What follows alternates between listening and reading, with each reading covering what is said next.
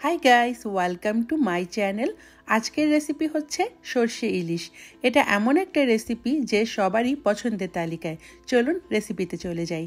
আমি এখানে 2 টেবিল চামচ সর্ষে আগেই ধুয়ে তারপর এখানে আমি নিয়ে নিচ্ছি। তার সাথে আমি 2টো কাঁচা মরিচ একটু ভেঙে দিচ্ছি, আর তার সাথে দিয়ে দিব হাফ চা চামচ লবণ। এতে করে যেটা হবে সর্ষের তেতো ভাবটা থাকবে না। আর সামান্য এখন পানি দিয়ে দিচ্ছি এটাকে ব্লেন্ড করার জন্য। তো আমার সর্ষে বাটা রেডি হয়ে গেছে।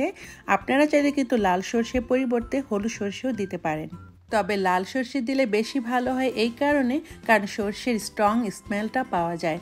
আমি এখানে 1/4 কাপ তেল গরম করে তার সাথে দিয়ে দিলাম হাফ কাপ পেঁয়াজ কুচি। পেঁয়াজ কুচিটা একটু ভেজে তারপরে এখানে অ্যাড করব আমি লবণটা আমি একটু টেস্ট মতো দিচ্ছি। আর লবণটা দেওয়ার সময় সাবধানে থাকতে হবে, যেহেতু সর্ষে বাটায় অলরেডি লবণ দেওয়া আছে। এখন এখানে আমি 1 চা চামচ হলুদের গুঁড়ো আর 1 চা চামচ লাল মরিচের গুঁড়ো দিয়ে দিলাম। ব্যাস এইটুকুই কিন্তু মশলা। আর দিয়ে দিচ্ছি এখানে সেই বেটে রাখা সর্ষে। এখানে আমি প্রায় সবটুকুই বেটে রাখা সর্ষে দিয়ে দিচ্ছি। এরপর ভালোভাবে মশলাটা ভেজে নিতে হবে। আমি কিন্তু ইলিশ রান্নার সময় সবসময় বলি ইলিশ মাছে কিন্তু আদা রসুনের পেস্ট দেওয়ার কোনো দরকার নেই, তাতে করে ইলিশের নিজস্ব স্মেলটা নষ্ট হয়ে যায়। এখন মশলা কষে গেলে আমি দিয়ে দিচ্ছি মাছের টুকরোগুলো। আজকে আমি সর্ষে ইলিশ রান্না করছি 4 টুকরো মাছ দিয়ে।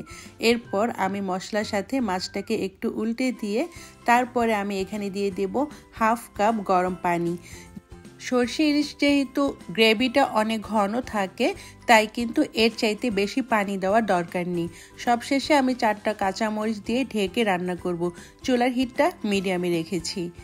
মাঝে একবার দুবার আমি ঢাকনা খুলে মাছের পিসগুলো উল্টে দিয়েছি। ইলিশ মাছ রান্না করতে খুবই অল্প সময় লাগে। আমার সর্ষে ইলিশ প্রায় হয়ে গেছে। এই সর্ষে ইলিশটা খেতে কত মজার হয় একবার জাস্ট বানিয়ে দেখতে পারেন। অনেকেই হয়তো এভাবে বানান, আর যদি এভাবে রান্না করে যদি না থাকেন এই রেসিপি ফলো করে বানাতে পারেন, খেতে অসম্ভব মজার হয়। তো আজকে ছিল এই রেসিপি। সবাই ভালো থাকবেন। Thank you so much for watching.